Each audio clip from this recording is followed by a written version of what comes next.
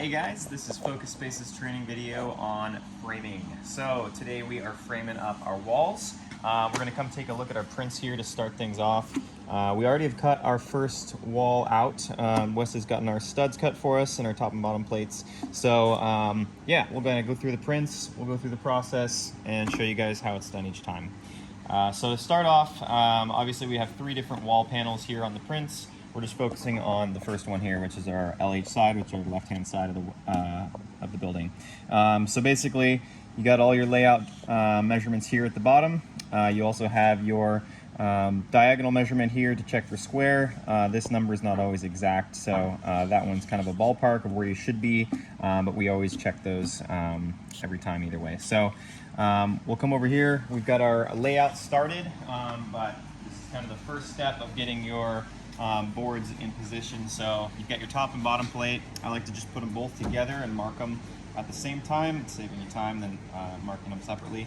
So for every single board that we're using, you want to check for any bowing, any cupping, and just make sure each one looks nice. So these two look really good. We've already checked all these, they look nice, but just make it a habit. The cutter should be checking these as well as the framer, whoever's doing each. Just get a double check and make sure everything looks really nice and straight.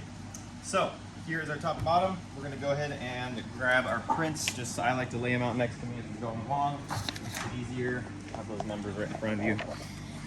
So as far as marking goes, we're always working from the side that's zeroed out. So Noah always pulls dimensions from left to right. So in this case, we're going here. We've got our first mark is 13 1/4. So I'll show you how I mark 2 here. So some people do just a straight line. I like to do a V. So 13 1/4. Doesn't matter which stud you mark as long as you mark 1. There's our mark. And then now that we have that mark, we're gonna go right to the apex of that V. Take our speed square, and that's how you get a nice accurate mark. Make sure your square's nice and tight against, and go ahead and mark both on each stud. And then next is gonna be marking which side of that line is your stud. So obviously, if you look at the prints there, you can see it's on the right side of the line. So we're gonna go ahead and mark an X on each of those. So that's our first mark, and we're gonna continue that all the way down these, and then we'll come back for setting studs in place. All right, so we've got those marked out. So I'm gonna take my top plate, we're gonna move it up to the top here, approximately where it's gonna be. And we're gonna just start lining up our studs according to our marks. So this corner, you can see on the prints, we have a California corner, which is going to be 2 studs. Basically, this is for our sheetrock. Just gives us a place to actually hit without having to add blocking later. So that's what that corner is gonna look like. We're just gonna keep working down here, throwing all these already to make sure. And this is the especially crucial ones are the 2 side pieces. So really do even a triple check on these 2. This one at the far end, make sure those 2 are nice and straight. All right, we've got those set in their place. Pull our top plate down. Don't worry about lining up the tops yet, because we're gonna work from the bottom first. So let's grab our nailer. A couple things to check on your nailer before you get started. I always have a few extra shanks of nails. Make sure you get a good battery. There's a couple settings down here. So number 2 is the higher setting, so it's more power for these longer 3-inch nails. This is what we use for framing walls. And then this setting here is your multiple nails versus a single shot nail if you switch it. So we want to be on multiple so we can go quicker. Other than that, yeah, we're set to go. So always eyes and ears on before we start. Now, yeah, there's a couple things to be careful of as you're nailing. Obviously, these are 3-inch nails, so never have your hand anywhere within even 4 inches of the place you're nailing. I've seen nails shoot straight through and out, almost hitting people's hands before. Yeah, they do crazy things, so just be aware of that. But as we're going down the line here, I'll start with this board. Especially on these ends, a lot of people just shoot straight through. I don't like to do that because that's where you're gonna have a cracking. So I actually like to come a bit out and then angle back. Just watch your angle that you're not super sharp that it's gonna come through, but enough angle that you're able to come away from that edge a little bit. So first one, we're just gonna wanna keep this board. You see how there's a little bit of a bow in the table there. We just wanna keep this nice and tight. So this and this are both flush here. So That's tight. This is tight. We're gonna press in. Boom. There's one. Same thing at the bottom. A little bit of an angle. And then you can just check here again, make sure everything's flush on the outside as well. So we'll do another one here. So keep it tight, pulling down on the board, and then we're gonna be pushing into it. And just looking down the line here to make sure that is in line with your original mark. Looks good. There's two. For 2x4s, we do 2 nails per stud. If it's 2x6, we'll do 3 nails. So in this case, just doing 2. Going down your line, checking each one, and then the last one here, really important, make sure there's no overhang like you see here. You wanna make sure that's nice and flush. Again, a little bit of angle on those 2 there. Okay, so there's the bottom done. The only one I haven't put on is this one here, so we'll do that now. Okay, so let's come on over here to the top. We're gonna repeat that process, again, making sure things are flush. So you see again, our table has a little bit of a hump here that I know about, so I'm gonna make sure that that is pulled in, nice and tight, a little bit of angle. Bam, I'm gonna hit this California as well. Okay. And I always like to work down the wall instead of hitting both sides and then trying to fight these, because that pulls this tight. So if you go down, work one at a time, you got a lot more forgiveness in your board here, so you don't have to pull and fight each one. So make sure we're really flush and lined up well. Okay, so that's all our nailing. Now we're going to check for square before we move on to sheeting. So we have these 2 cleats that we put on the ends, and basically what we're going to be doing is pulling that tight into the corner, tight to the bottom there. So if you look down the line, you can see there's a little gap up top. So we want to pull that in so that we're tight all the way along here and tight all the way along there. So that gets us close, but it's not perfect. So we do still want to check our diagonals like we mentioned on the prints. So we're going to pull from each corner to corner. Keep that hooked. And see where we're at. So our print told us okay, so 127 and 5/8. Let's see where we're at on this side.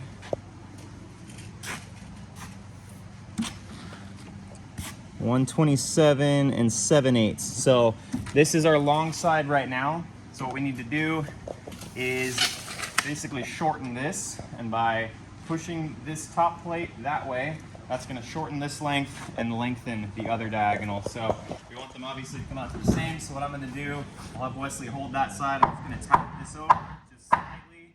And by doing that, again, we're lengthening the short side and shortening this side here. So we'll recheck that now and see if we're closer. And you just want to do bit by bit. Don't go too hard with it. So that puts us at 127 3/4. It should be pretty close.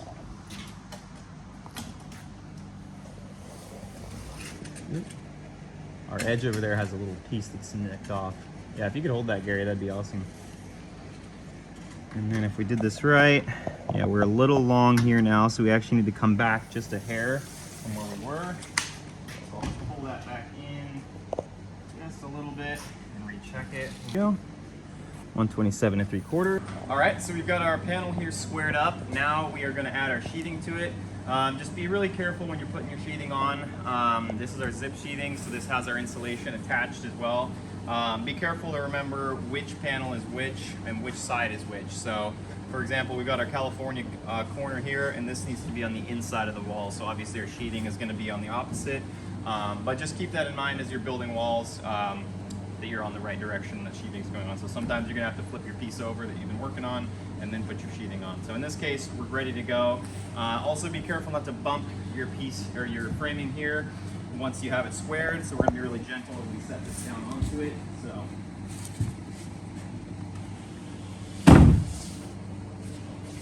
And then once it's on, try not to scoot anything too aggressively. We're just gonna be gentle, slide it into place here. So yeah, on our sheathing here, we do have overhangs. So we're gonna check our prints to see how much overhang we've got. So for this piece, you can see the top of the wall, 7 3/4. The bottom of the wall is 1 1/2. the side is 2 inches. So we need to keep all 3 of those in mind. So I'll start on the bottom and get that close, and then we'll work the rest of it. So I already know I'm up a bit, so I'm just taking your tape and we're gonna get it close to 1.5. Again, don't have to be exact right now. We're just getting a ballpark. About 1.5. Sides here, about 2 inches. About 2 inches. Check the top. 7 3/4 looks good. Little over 7 3/4. Add here. Yeah. And then after you have the sides close, you can come in here too to this stud and just confirm that things look consistent all the way down. So you're splitting the stud for 2 pieces, obviously. So we're trying to aim for halfway, half of that stud still exposed, which is exactly what we have here. So we look good. So yeah, now we're ready to nail. Typically on sheathing, you would use shorter nails, but since we have the zip sheathing here with our insulation, we do still need to use our 3-inch nails. But we are going to change the setting on our gun here. So I will show you what we want now is basically to switch those 2 we mentioned in the beginning. So we're going to switch this from 2 to 1.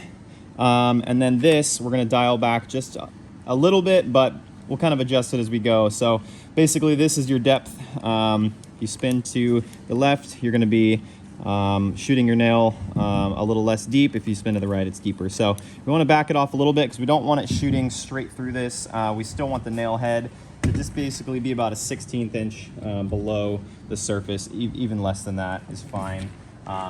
But yeah, I like to do a couple nails, basically test it, see how close we are. We can adjust once we start shooting nails. So let's come in here. Same process as before. We just want to make sure things are tight and pulled in. I'm going to hit the first nail here in the corner.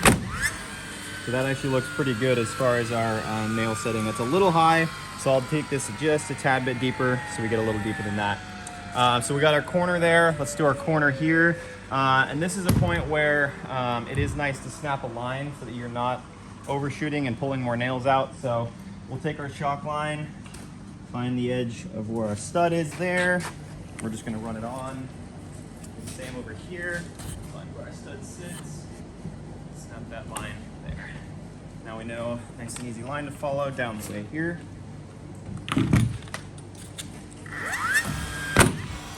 Alright, you can see how my nail's a little high there, so I'm going to take that down just a little bit more as we need. Okay, so we got our bottom 2. Now we're just going to confirm before we nail anything else. We're still at 2 inches here and here. So we're good. And then the top, we'll confirm that nothing has moved. In theory, it should all still be nice. Yes. Yes. All right. So now we can hit these top 2 corners. And here, let's snap one more line basically across the top.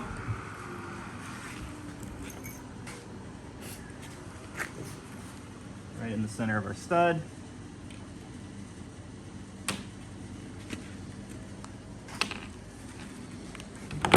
One more corner there. Okay, now that it's attached, we can snap our lines for our studs in the center here. Yeah, that's true, we do have those. So in theory, on most panels, you do have on the zip sheathing, you have these nice little layouts for your nailing. Basically, it's got your spacing as well as, in theory, where your studs should be. And that's not the case. Not every single wall that we build is going to be a 16 on center stud. So get in the habit of using a chalk line and snapping lines. At least confirm that these are lining up with your studs. But you can see here, basically, we've got one stud here and we've got one stud here. So this center one is not going to be used at all. So I'll just snap a line, for example.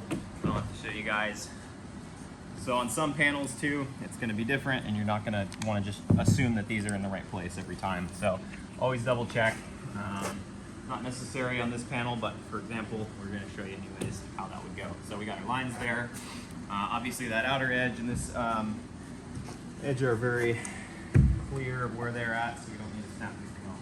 So after that, for our nail spacing, it's 6 inches on all of your edges. So 6 inch on center, So yeah, we have on our nailer actually a little cheat mark. I don't know if you can still see it, but right here we have in Sharpie. But basically that's just kind of a cheat to be able to see it as you're going and not have to go and mark 6 inches every time. So, so as we're nailing, you're basically lining that line up with your previous nail, and you can see, I mean, eventually you get pretty good at eyeballing it, but that gives you a pretty good idea of where to be. So yeah, we'll work down this line real quick here. So got our first nail, we're just following this chalk line.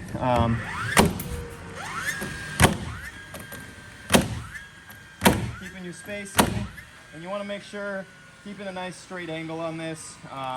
Just be careful of too much walking side to side, that's when you're going to blow through the side of the stud. It happens, but we'll try to avoid it if we can. So you can see these last few are a little high still, so I'm going to change that depth and go a little deeper.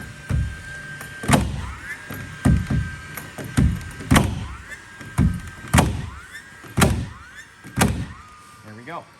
So you're going to continue that down every stud, and your top plate, bottom plate, make sure you're not missing anything.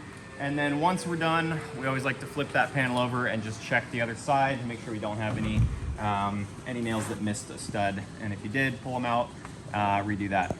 So last thing to check too, once you have all your sheathing on, confirm square. So now is the time to make changes, not in the field. So if we have a panel that's out of square, way less work to pull it apart and redo something in here than it is going to be on site. So once you've got this one obviously has 2 pieces of sheathing that's going on.